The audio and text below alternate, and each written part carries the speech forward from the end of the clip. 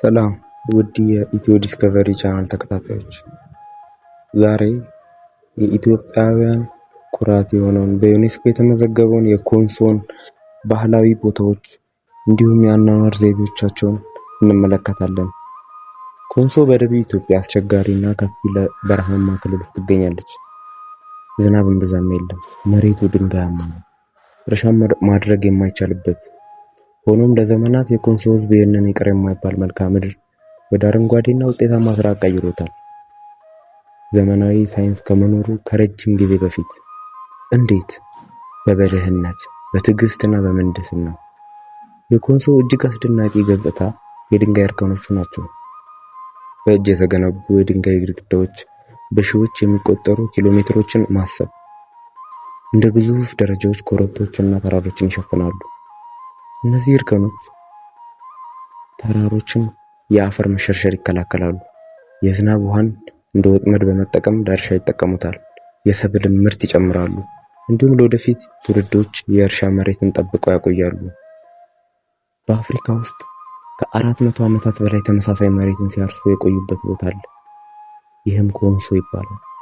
የድንጋይ ግድግዳዎች ሙሉ ተራሮችን የሚወጡበት፣ የእንጨት ሐውልቶች የሙታንን መታሰቢያ የሚጠብቁበት እና የአንድ ማህበረሰብ ተፈጥሮን በማሸነፍ ሳይሆን በመረዳት የሚተርፍበት ቦታ ይህ ኮንሶ ኢትዮጵያ። ምናልባትም ሰምታችሁ የማታውቋቸውን እጅግ ብልህ ጥንታዊ ባህሎች ውስጥ አንዱ ነው። በደቡብ ኢትዮጵያ የምትገኘው ኮንሶ ጎሳ ብቻ አይደለችም፣ ያው ስልጣኔም ጭምር ነው። በዩኔስኮ እንደ ዓለም ቅርስ ቦታ እውቅና ያገኘችው ኮንሶ በሰው ልጅ በዘለቄታዊነት ኖሮ በማህበራዊ አደረጃጀትና በባህላዊ ጥበቃ ውስጥ ካሉት ታላላቅ ስኬቶች አንዱን ይወክላል። እናም እየሰሙት ያሉት ነገር የጥንታዊ አፍሪካ እይታዎትን ሙሉ በሙሉ ሊለውጠው ይችላል። እነዚህ ግድግዳዎች ከ400 ዓመታት በላይ ዕድሜ ያላቸው ናቸው እና አሁንም ቆመዋል። ዘመናዊ መሐንዲሶች ዛሬ ኮንሶን ጥናት የሚያጠኑበት የግብርና ስርዓታቸውን ከብዙ ዘመናዊ እርሻዎች የበለጠ ዘላቂ ስለሆነ ነው። ማሽኖች የሉም፣ ኬሚካሎች የሉም፣ ጥፋትም የለም። ዕውቀት ብቻ ከትውልድ ወደ ትውልድ ይተላለፋል። የኮንሶ መንደሮች ፓሌታ የሚባሉት እንደ ምሽጎች የተገነቡ ናቸው። ከፍ ያሉ ድንጋይ ግድግዳዎች እያንዳንዱ መንደር ይከባሉ። ሰዎችም የሚከተሉትን ይጠብቃሉ።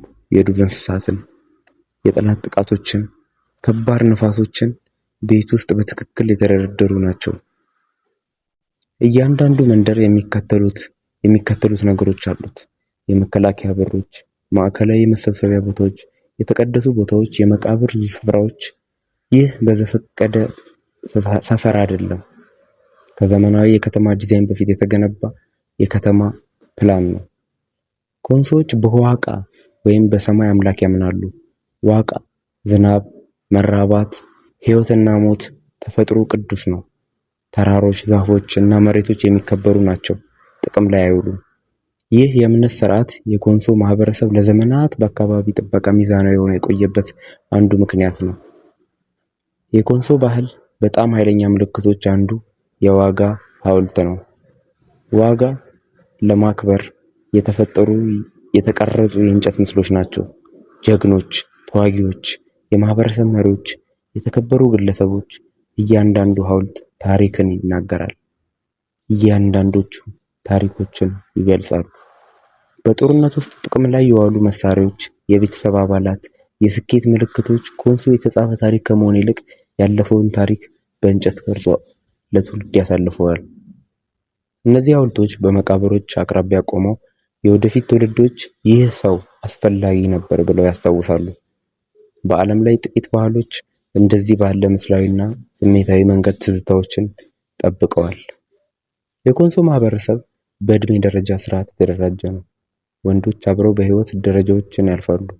ወጣት፣ ተዋጊ፣ ሽማግሌ። ሽማግሌዎች ትልቅ ስልጣን አላቸው፣ በኃይል ሳይሆን በጥበብ። ውሳኔዎች የሚወሰኑት በጋራ ነው። ቅጣቶች ከአመጽ ይልቅ ማህበራዊ ናቸው እና ክብር የሚገኘው ለማህበረሰቡ በሚያደርጉት አስተዋጽኦ ይሆናል። ይህ ስርዓት ያለ ነገስታት ወይም ጦር ሰራዊት ስርዓትን ይጠብቃል። በኮንሶ ውስጥ ያሉት ሴቶች ወሳኝ ሚና ይጫወታሉ። እርሻ፣ የምግብ ምርት፣ የቤተሰብ መዋቅር። ቤተሰቦችን ያስተዳድራሉ፣ ልጆችን ያሳድጋሉ እና ወጎችንም ይጠብቃሉ። ማህበረሰባዊ ባህላዊ ቢሆንም ሴቶች እንደ ህይወት ሰጪና የማህበራዊ ደጋፊ በጥልቅ ይከበራሉ። ኮንሶ ተርፋለች። የአየር ንብረት ለውጥ፣ ድርቅ፣ ግጭቶች፣ ቅኝ ግዛት፣ ብዙ ባህሎች ቢጠፉም ኮንሶ ተለማመደው። ሚስጥር ኃይል አልነበረም፣ ሚዛን ነበር። የሚያስፈልጋቸውን ብቻ ወስደው ነበር ለወደፊት ትውልዶች የታቀዱት እና መሬቱን እንደተበደረ ነገር እንደ ባለቤትነት እንዳልሆነ ያከብሩት ነበር። የሚያጋጥመው የዓለም የአየር ንብረት ቀውስ፣ የአፈር መሸርሸር፣ የምግብ ዋስትና ማጣት ኮንሶ ለወደፊቱ ንድፍ ያወጣሉ። ሳይንቲስቶች፣ የአካባቢ ጥበቃ ባለሙያዎችና የታሪክ ምሁራን አሁን ኮንሶ እንደ ማስረጃ አድርገው ይመለከቱታል። ጥንታዊ ዕውቀት ዘመናዊ ችግሮችን መፍታት ይችላል። ይህ ጥንታዊ ኑሮ አይደለም፣ የላቀ ስልጣኔ ነው። ኮንሶ የኢትዮጵያ ታሪክ አካል ብቻ አይደለችም፣ የሰው ልጅ ታሪክ ነው። እድገት ሁል ጊዜ ሰማይ ጠቀስ ህንጻዎችና ማሽኖች ማለት እንዳልሆነ የሚያስታውሰን ማሳሰቢያ ነው። አንዳንድ ጊዜ እውነተኛ እድገት እንደዚህ ይመስላል። የድንጋይ እርከኖች፣ የእንጨት ሐውልቶች እና ከምድር ጋር ተስማምተው የኖሩ ማህበረሰቦች እንደ ታሪካችሁ ከሆነ። ታሪኩን ከወደዳችሁት፣ ስለ ኮንሶ የማታውቁትን ነገር ካገኛችሁበት ይህንን ቻናል ሰብስክራይብ በማድረግ ላይክ በማድረግ ሼር በማድረግ ባህላችንን ሀገራችንን እንወቅላለሁ። አመሰግናለሁ።